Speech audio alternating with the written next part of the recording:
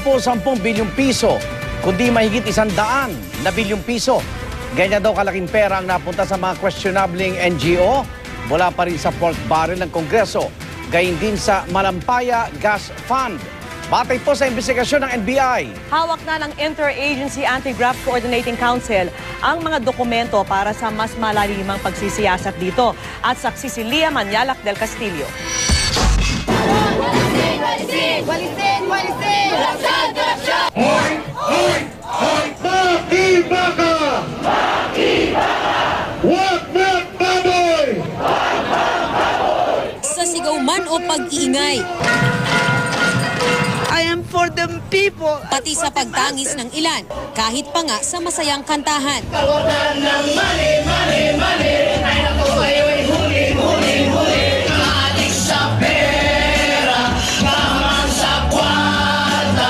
Hindi maitatangging galit sa maling paggamit ng pork barrel ang nagtulak sa libo-libong Pilipino na lumahok sa Million People March. Ang ugat ng isyu ng protesta, 10 bilyong pisong pondo raw ng gobyerno na napunta lang sa ilan umanong peking NGO ni Janet Lim Napoles. Anong pagkamuhi pa kaya ang bubuhos kung umabot na sa mahigit 100 bilyong piso ang nasayang palang pondo? Ganyang halaga raw ang nakubra sa pork barrel ng Kongreso at Malampaya Gas Fund ayon sa investigasyon ng NBI sa 150 NGO mula lang 2007 hanggang 2009. Base yan sa mga dokumento na ngayon hawak na ng Interagency Anti-Graft Coordinating Council na pinamumunuan ng Office of the Ombudsman kasama na ang iba pang ahensya ng gobyerno. We need the documents to validate them, but we were told that the documents involve more than a room full.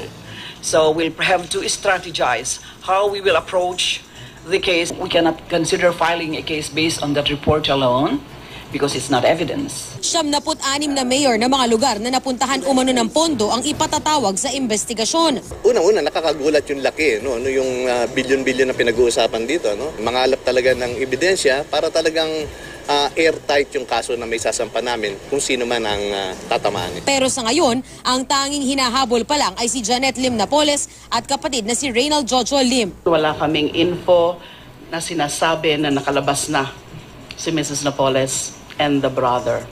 All existing leads na nakakalap ng NBI ngayon point to the fact that they're still here, but they're hiding. Si Napoles, posibleng sampahan na ng NBI ng reklamong plunder sa susunod na 1 o 2 linggo. Hintayin nyo na lang. That's of course the target. It would also include already some lawmakers. Hindi ko pa po pwedeng sabihin. Ang lagi namin tinatanong is bakit nauuna pang press con?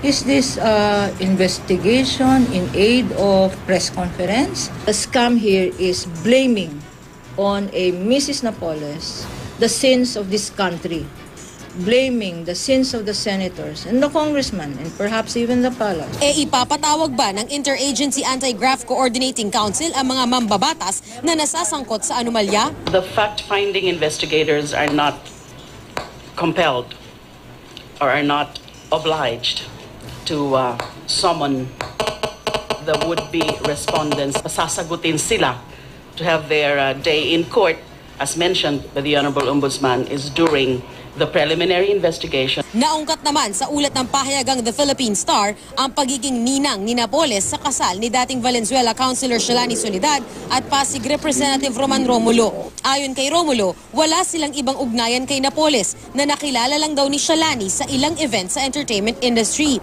Ninong din sa kasal si Senador Ping Lacson pero hindi niya raw matandaan si Napoles doon. Ako si Lia Manyalak del Castillo, ang inyong saksi.